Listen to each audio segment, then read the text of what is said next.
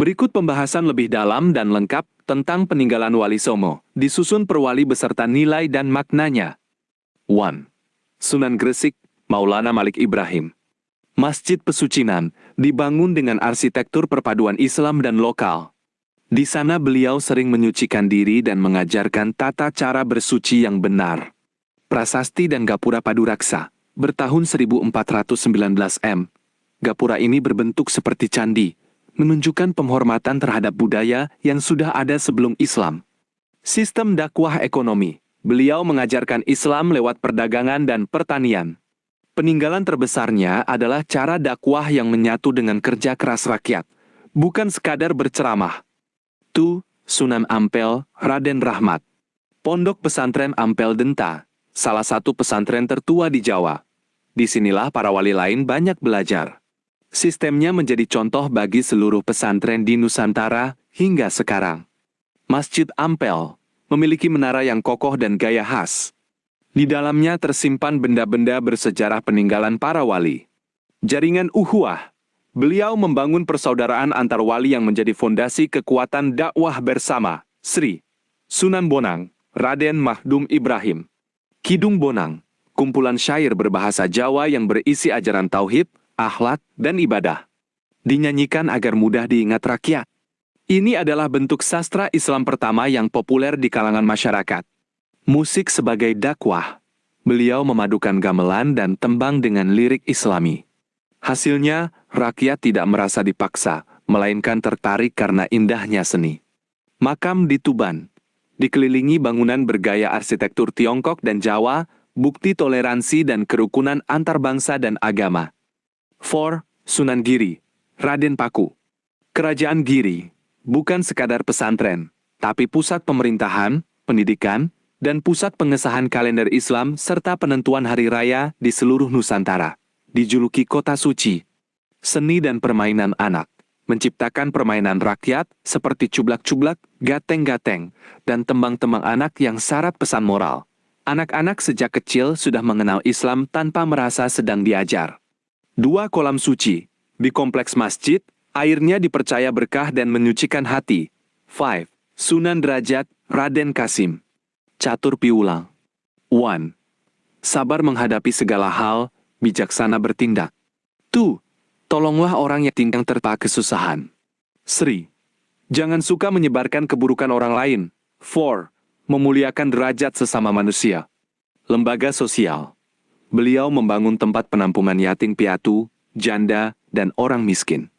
Ini adalah bentuk panti sosial tertua yang dikelola berdasarkan semangat ibadah. Masjid Derajat.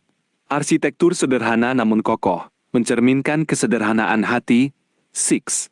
Sunan Kudus, Jafar Shadiq. Masjid Menara Kudus, peninggalan paling unik. Menaranya berbentuk candi Hindu berlantai batu bata merah.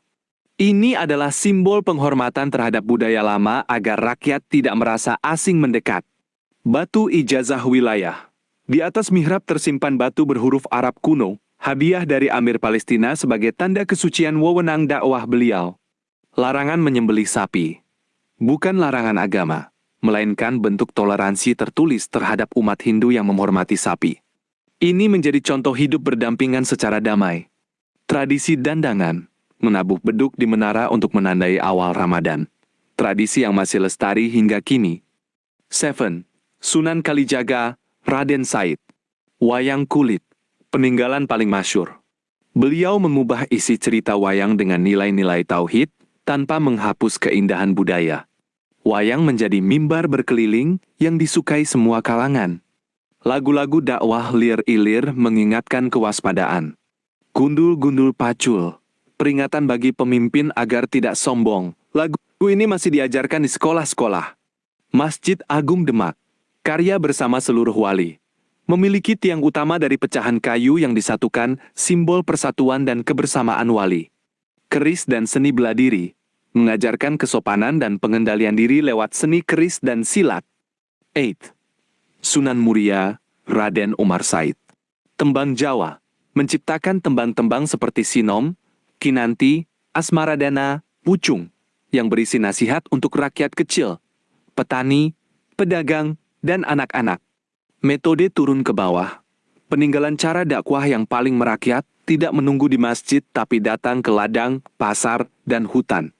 Kompleks di Gunung Muria, sederhana, tanpa kemewahan, cermin jiwa yang dekat dengan alam dan rakyat jelata. 9. Sunan Gunung Jati, Syarif Hidayatullah. Masjid Agung Sang Cipta Rasa, dibangun bersama-sama para wali. Setiap wali membawa batu dari daerahnya, simbol persatuan dari berbagai penjuru tanah air. 2 kesultanan, mendirikan Kesultanan Cirebon dan Kesultanan Banten.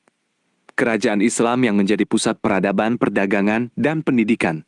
Pembebasan Sunda Kelapa, bersama Fatahillah merebut dari Portugis, lalu mengganti nama menjadi Jayakarta. Titik lahirnya kota Jakarta. Kawasan Gunung Jati, hutan jati yang dijadikan tempat ibadah, merenung, dan pendidikan. Inti makna semua peninggalan ini. Peninggalan Selangor bukan sekadar bangunan tua, melainkan warisan berharga. Toleransi, menghormati budaya tanpa meninggalkan iman. Kesederhanaan, hidup tanpa kemewahan berlebih. Persatuan, bersatu meski berbeda tempat dan cara. Kepedulian sosial, melindungi yang lemah dan miskin. Seni yang berhati mulia, keindahan yang membawa pada kebaikan.